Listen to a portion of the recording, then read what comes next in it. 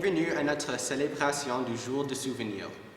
On se réunit aujourd'hui pour commémorer tous les hommes et toutes les femmes qui ont si fort travaillé pour la paix et nos libertés. This year's Remembrance Day Assembly is entitled Poppy Seeds. As it is presented, we ask that you take this time to reflect and remember those who have served and those who continue to serve Canada during times of war, times of conflict, and times of peace. Every year on Remembrance Day, Canadians pause in a silent moment to honor the men and women who fought for our nation. More than 1.5 million Canadians have served our country in this way, and more than 1 million have died. They gave their lives and their futures so that we could live our lives in peace. This year, Canada has thoughtfully honored the efforts and sacrifices of its first responders. Their work rose from the legacy of generations of brave men and women who sacrificed much for us.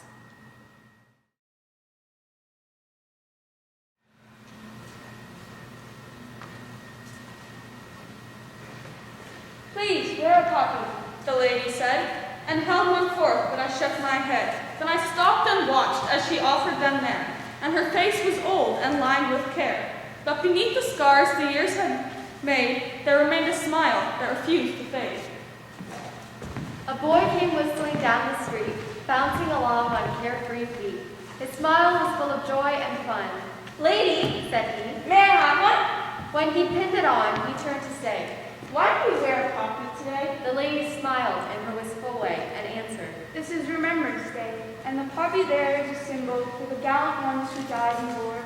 And because they did, you and I are free. That's why we wear a poppy, you see."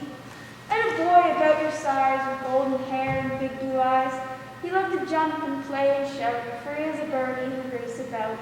As the years went by, he learned and grew and became a man as you will too.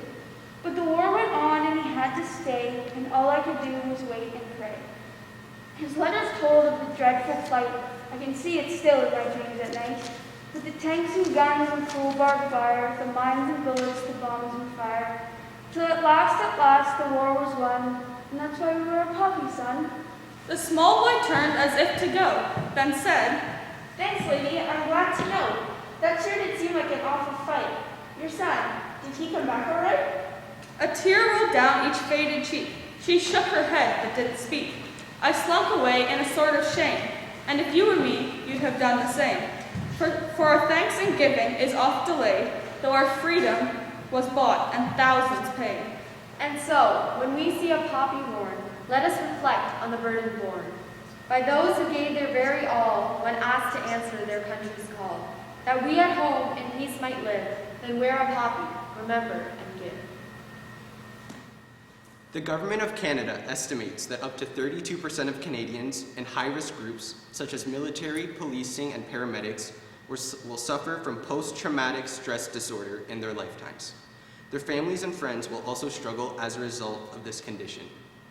Our care, support, and thanks to everyone who sacrifices for the freedoms we enjoy is the least that we can give them.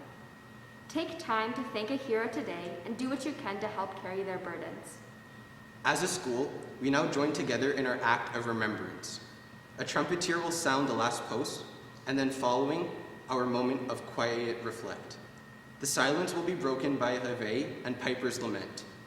Finally, we will sing our national anthem as a school community.